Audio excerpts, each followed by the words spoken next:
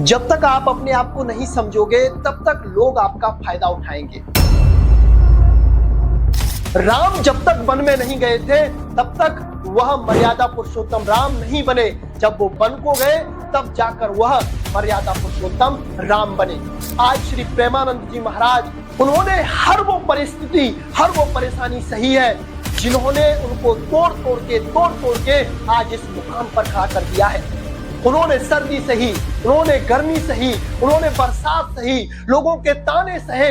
इससे बड़ी पीड़ा क्या हो सकती है कि आपकी पत्नी को कोई आपके सामने आपके जीते रहते उसका भोग कर रहा है और आप कुछ कर नहीं पा रहे हो। जब वह हर जगह से थक जाता है, हार जाता है, पैसे से छूट जाता है, हर चीज से परेशान हो जाता है, तब वो परेशान होकर मरने की कगार पे आ जाता है। जय श्री राम, जय हनुमान। आप लोगों को अपने आप को समझने की जरूरत होती है। जब तक आप अपने आप को नहीं समझोगे तब तक लोग आपका फायदा उठाएंगे, और आप जैसे ही अपने आप को समझ जाओगे वैसे ही आप लोगों का फायदा उठाने लग जाओगे।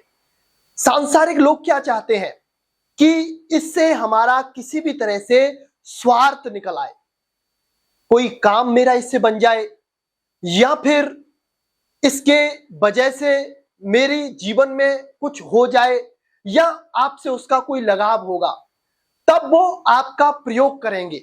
लेकिन जब आप उनको समझने लग जाओगे, उनकी बातों को समझकर विवेक से उनका जवाब देने आप लग जाओगे, तो फिर वो लोग आपका मजाक नहीं बनाएंगे, या फिर वो लोग आपका फायदा नहीं उठा पाएंगे। भाई, अपने आप का फायदा उठवाना ही क्यों है? अगर आपको अपने जीवन का फायदा उठाना है, या अपने आप का अगर किसी को फायदा उठाने देना है, तो भगवान की भक्ति में अपने आप को गवाइए, दूसरे लोगों को भगवान की भक्ति से जोड़िए, और उनसे अपने जीवन में उनके लिए कुछ ऐसा करिए जिससे कि आपका फायदा उनके जीवन में जाए। राम नाम से जुड़कर आपके जीवन में ये सारी बातें आ जाती हैं, लेकिन आपको राम नाम से जुड़ने की आवश्यकता होती है। अब राम नाम से जुड़ा कैसे जाएगा, ये बात बहुत ज्यादा आवश्यक होती है। ये नहीं है कि आज आपने राम नाम का जाप किया, कल फिर छोड़ दिया, फिर आपने राम नाम का जाप किया, 2 दिन बाद किसी ने कुछ कहा फिर छोड़ दिया। ऐसे कुछ नहीं होने वाला है। अगर आपके जीवन में कुछ होगा तो वो आपकी मेहनत से होगा। कोई आपका सहयोग करने वाला नहीं है, चाहे वो आपके घर वाले हों, चाहे आपके वो मित्र हों, चाहे आपके वो प्यारे से प्यारे कोई भी हो। सहयोग अगर आपका कोई करेगा तो वह परम पिता परमेश्वर करेगा, वो परमात्मा करेगा, वो राम जी करेंगे, वो राम का नाम करेगा। क्योंकि राम का नाम जब आपको पकड़ता है तो फिर वो आपको छोड़ता नहीं है, वो आपको हर समय संभालता रहता है, आपको हर समय हर परेशानी से बचाता रहता है, और आपके जीवन में राम नाम की अलौकिक कृपा को प्रकाशित करता रहता है। अब भगवान की भक्ति करने जा रहे हो, सांसारिक लोगों का भय सताता है, लोग मेरे बारे में क्या सोचेंगे, लोग मेरे बारे में क्या कहेंगे। तो ये सारी बातें जो आपके जीवन में आ रही हैं, ये आपको आगे बढ़ने से रोक रही हैं। इन्हीं चीजों से तो आपको आगे निकलना है।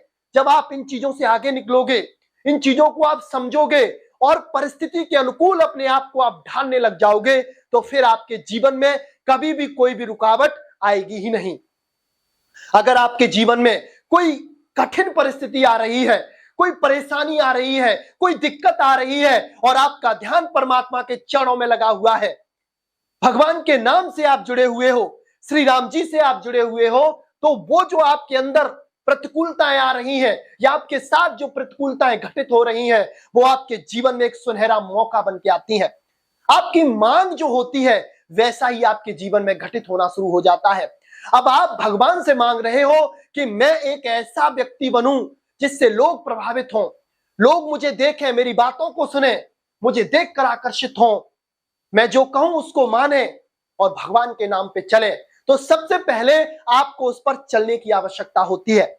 जब तक आप उस पर नहीं चलोगे तब तक कुछ भी होने वाला नहीं है। आप कुछ भी कर लीजिए। श्री राम जी को मर्यादा पुरुषोत्तम राम कब कहा गया? जब उन्होंने मर्यादा का पालन किया था। जब तक उन्होंने मर्यादा का पालन नहीं किया तो वो राम ही थे। लेकिन जब उनको 14 साल का वनवास हुआ और 14 साल के वनवास में उन्होंने जो मर्यादा रखी, मित्र के साथ जो मर्यादा होती है, शत्रु के साथ जो मर्यादा होती है, भाई के साथ जो मर्यादा होती है, उन सब के साथ जो उनकी मर्यादा है, भक्त के साथ जो मर्यादा होती है, वो सारी मर्यादाओं का पालन मेरे प्रभु श्री राम जी ने किया। तभी उनको मर्यादा पुरुषोत्तम राम कहा गया। राम जब तक वन में नहीं गए थे तब तक वह मर्यादा पुरुषोत्तम राम नहीं बने। जब वो वन को गए तब जाकर वह मर्यादा पुरुषोत्तम राम बने। अगर आपको कुछ प्राप्त करना है, कुछ बड़ा हासिल करना है, तो आपको भी वन में जाना पड़ेगा। अब वन में जाने का मतलब ये नहीं है आप घर परिवार मकान दुकान सबको छोड़कर कहीं बियाबान जंगल में जाकर भजन पूजा पाठ करने लग जाओ, नहीं। आपको अपने आप को ऐसा बना लेना है कि कोई भी कठिन से कठिन परिस्थिति आए, कोई भी प्रतिकूलता आए, बहुत सारे लोग आपके खिलाफ हो जाएं, लोग आपको गिराने लग जाएं, आपको तोड़ने लग जाएं, फिर भी आपको टूटना नहीं है। आपको खड़े रहना है, चाहे सर्दी हो, चाहे गर्मी हो, चाहे बरसात हो, या फिर कोई भी विकट से विकट परिस्थिति आपके जीवन में आ रही हो, तो आपको बस उस समय खड़ा रहना है और भगवान के भरोसे रहना है। जब आप खड़े रहोगे, भगवान के भरोसे रहोगे, तो भगवान आप पर कृपा जरूर करेंगे और आप भी एक ऐसा व्यक्तित्व लेकर अपने जीवन में आओगे, वह बहुत सारे लोगों का मार्गदर्शक बन जाएगा। लोग आपको फॉलो करेंगे, लोग आपकी बातों को मानेंगे, लोग आपको सुनेंगे, लोग आपका संग करेंगे। आज श्री प्रेमानंद जी महाराज जो वृंदावन में प्रख्यात संतों में जिनका श्रेष्ठ स्थान है और जो राधा रानी के परम उपासक हैं, उन्होंने क्या किया? अब उनके 5 से 7 साल का जो जीवन है, जो आप देख रहे हैं, वैभव उनका, उनके साथ बहुत सारे शिष्य उनकी सेवा कर रहे हैं, बड़ी बड़ी गाड़ियों में वो जाते हैं। तो इससे पहले जो 7 साल पहले का उनका जीवन है वो नारकीय जीवन है। उन्होंने हर वो परिस्थिति, हर वो परेशानी सही है जिन्होंने उनको तोड़ तोड़ के आज इस मुकाम पर खड़ा कर दिया है। उन्होंने सर्दी सही, उन्होंने गर्मी सही, उन्होंने बरसात सही, लोगों के ताने सहे। जब उनको दिल की बीमारी हो गई थी, यानी कि उनकी जब किडनी खराब हो गई थी, तब वो जहां जाते थे उस आश्रम से, उस घर से उनको निकाल दिया जाता था। कहते थे इनकी देख रेख कौन करेगा? तब वो भगवान से आर्त भाव होकर पुकारते थे कि भगवान या तो मुझे तू उठा ले या मुझे तू अपना बना ले। तो भगवान ने उनको अपना बनाया, तो आज वह संसार में पूजनीय हो गए। लोग उनके आदर्शों का पालन करने लग गए और उनके जीवन में जो बदलाव आए, उस बदलाव से जो उन्होंने सहन किया, जो उन्होंने अपने जीवन में भोगा, उसका परिणाम यह है कि लोग आज सद्मार्ग पर चल रहे हैं। तो आप जब तक किसी चीज को अपने अंदर लाओगे और उस चीज का जब तक आप पालन नहीं करोगे, तब तक आपकी बात मानी नहीं जाएगी। अगर श्री राम जी किसी बात को कहते हैं तो पहले उस बात पर वो चले हुए हैं। जब वो किसी बात को कहते हैं, वह मित्रता की बात करते हैं तो उन्होंने मित्रता निभाई है। वह शत्रुता की बात करते हैं तो उन्होंने शत्रुता निभाई है। वह अपने माता पिता की सेवा की बात करते हैं तो उन्होंने माता पिता की सेवा करके दिखाई है। कोई ऐसा होगा, आप ये चीज सोचिए, सपोज करिए कि कल आपको राज सिंहासन दिया जा रहा हो और रात्रि में कुछ ऐसी घटनाएं घटित होती हैं और सुबह जाकर आपको पता चलता है कि आपको राज सिंहासन नहीं, वन में जाना है। तब आप पर क्या बीतेगी? क्या आपके जीवन में घटित होगा और आप क्या उस समय करोगे? तो यही भूमिकाएं, यही पृष्ठभूमि दर्शाती है कि इंसान का व्यक्तित्व कैसा है। राम जी ने उस समय ना तो हर्ष किया ना शोक किया। हर्ष उनको इसका नहीं था कि उनको कल राजा बनाया जाएगा, और शोक उनको इस चीज का नहीं था कि कल उनको वनवास दिया जाएगा। वो तो माता पिता की सेवा में, माता पिता के वचनों में संतुष्ट हो गए और उनको मानकर वो आगे बढ़ गए। तभी तो वो लोगों के मार्गदर्शन बने, तभी तो लोग उनको अपना आइडल मानते हैं, भगवान मानते हैं, क्योंकि उन्होंने मर्यादा का पहले पालन किया। जब तक आप मर्यादा का पालन नहीं करोगे तब तक कुछ नहीं होने वाला है। आप लोगों को सजेस्ट कर रहे हैं ब्रह्मचर्य का पालन करिए, नियम संयम से रहिए, गुटखा मत खाइए, दारू मत पीजिए, गलत काम मत करिए, लेकिन आप उन कार्यों को कर रहे हैं ऑलरेडी। तो लोगों को आप उन चीजों का उपदेश करोगे तो आपके उपदेश की कोई वैल्यू नहीं होगी। आपके उपदेश की वैल्यू जब होगी जब आप उन चीजों को अपने अंदर लाओगे। जब आप उन चीजों को अपने अंदर भरोगे, तब जाकर उन चीजों की वैल्यू होगी।